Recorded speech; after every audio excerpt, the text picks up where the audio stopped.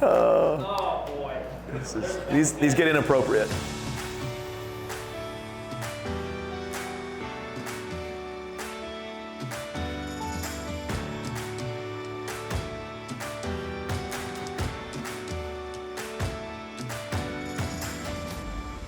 Whose first mastermind is this?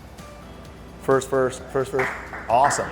Congrats, yeah. Go around person by person and talk about what is your number one bottleneck? What is your number one struggle? Tell me, one thing that you're winning at and one thing that you're really struggling at. If you look across the room, everybody talking through what they're doing now and what their biggest bottlenecks are. What I didn't expect was the likelihood that multiple people in the room could take a specific action item and 2, 3, 4x what they're doing in the next 60 to 90 days.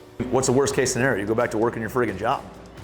Like, that's legit the worst case scenario. And you go back to doing what you're already doing. You're already living your worst case scenario right now. And they pushed us quite a bit. Just a little nervous to get out of the job. And Mark and Tim kind of drove that hey, we got to get out in the next couple months here. So hopefully by our next event here coming up in Scottsdale that we're out of our jobs and have a stack of rentals, so. I value relationships over money, so the relationships you build are worth any money you could ever save.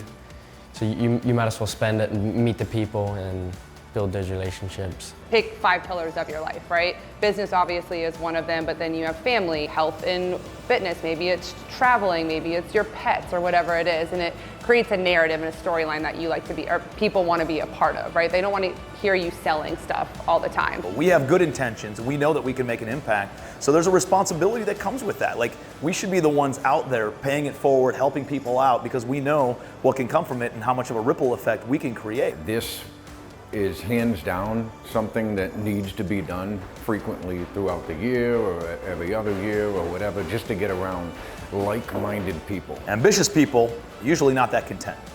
Contented people, usually not that ambitious. But can you imagine the place to arrive where you're both ambitious and content?